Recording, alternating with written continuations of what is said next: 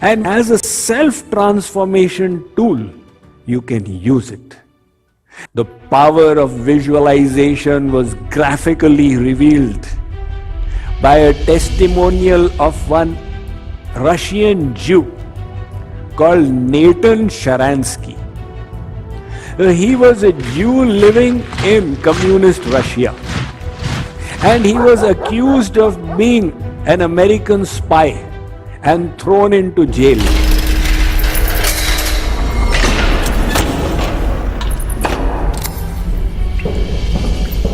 He describes the conditions in jail. They were so bad. For 400 days, he was in the Siberian jail, the worst of them all. His prison cell was 4 feet by 3 feet, where he used to live. Now, in such a place, your body will start deteriorating for lack of exercise, and the brain will also start deteriorating. So he had this will to remain all right. Of course, for his body, he would do anti-gravity exercises. But what to do for the brain? As a child, he was fond of chess. He said, I will play chess in the mind. Now you keep 64 squares in the mind. Naturally, it will be a big gymnastics. So every day he used to play chess in his mind. And with whom to play?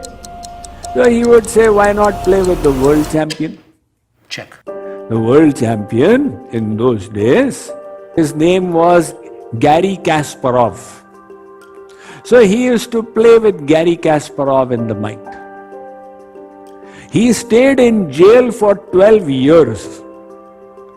After 12 years, when Bill Clinton became the president of USA, he made an appeal to the Russian government, and the Russian government released him.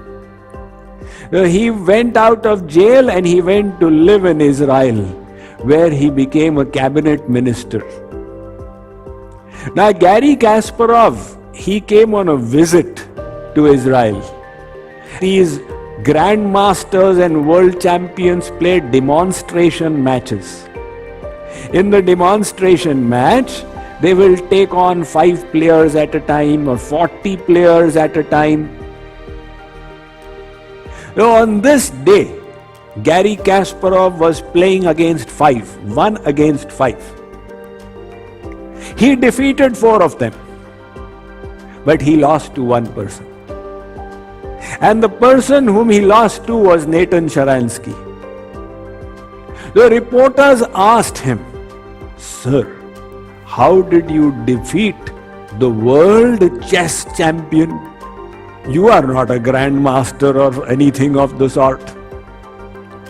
He said, for 12 into 365 days, I was defeating him every day in my mind. So I had got programmed to defeat him was the most natural thing for me. Like as you keep typing, it becomes natural for you. So to defeat him was the most natural thing, because he had visualized it again and again and again. He had programmed his subconscious for victory against the world chess champion. That was the power of visualization. Now people are used to making New Year resolutions. I will get up at 5 o'clock every day. I will do this, I will not do that. They write the New Year resolution in their diary and then they close the diary. So those words which you wrote, within a few days they have slipped out. And the whole year passes by. Next New Year again you remember, New Year resolution. One person went to the gym on 3rd of January. He found the whole parking lot was jam-packed. He had to wait 10 minutes for an empty spot. And when he went into the gym, in front of every machine there was a queue. He asked the gym manager, "What's going on? Are you running out of space?" The gym manager said, "Sir, these are the New Year resolution people. You wait for 10 days, everything will be back to normal."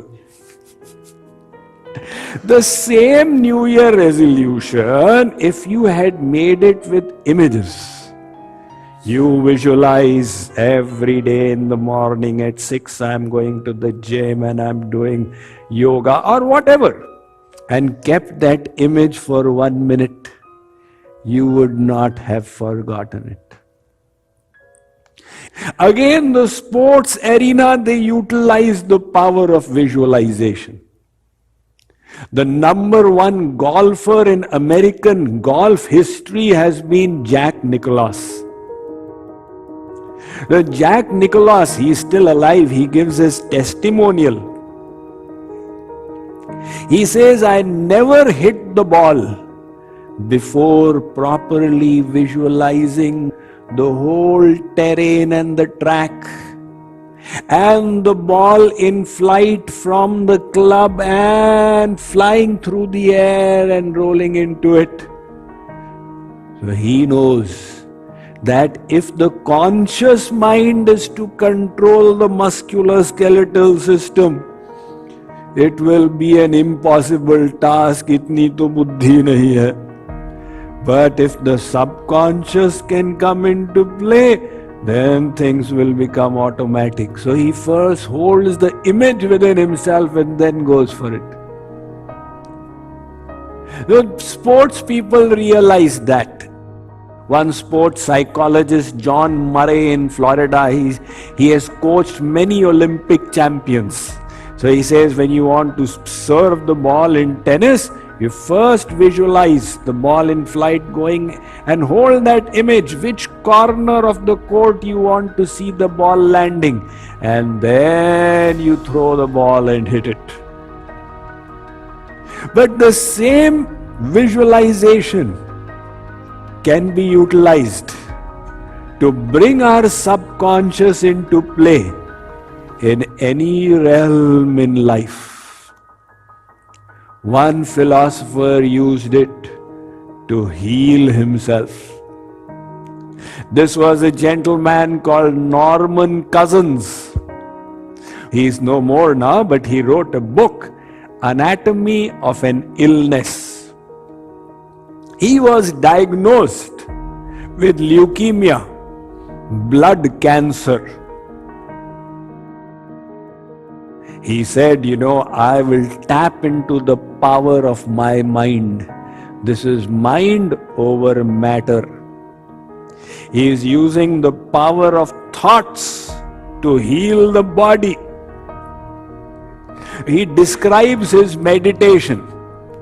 He describes that daily he would sit and meditate, that millions upon millions of WBCs, white blood corpuscles in his blood, they are going and attacking these cancer cells and eating them up and finishing them up.